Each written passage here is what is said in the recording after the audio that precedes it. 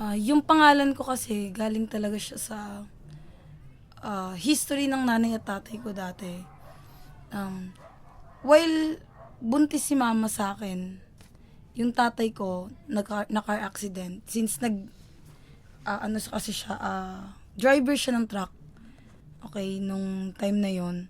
Then, syempre, na-car accident siya. Nahulog siya sa sasakyan, ay sa truck niya. Then, nag-crack yung head niya. Then, lumabas yung utak niya. That time, grabe yung struggles ng nanay ko daw. Ganito, ganyan.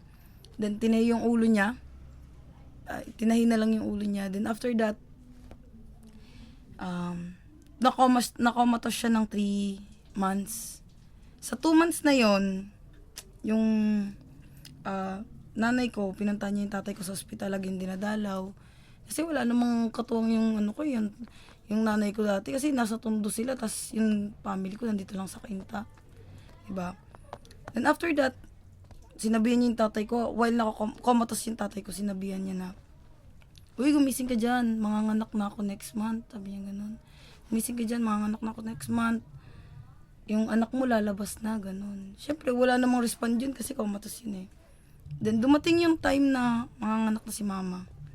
Gulat na lang kami kasi nabalitaan namin. Bumukas na daw yung mata ni Papa. Then, that time, imbis na Milagros yung ipapangalan nila sa akin, ang pinangalan nila sa akin, Angel. Kasi nga, ako daw yung, parang, alam mo yun, ako daw yung, oo, naging dahilan kung bakit daw nagising ulit si Papa.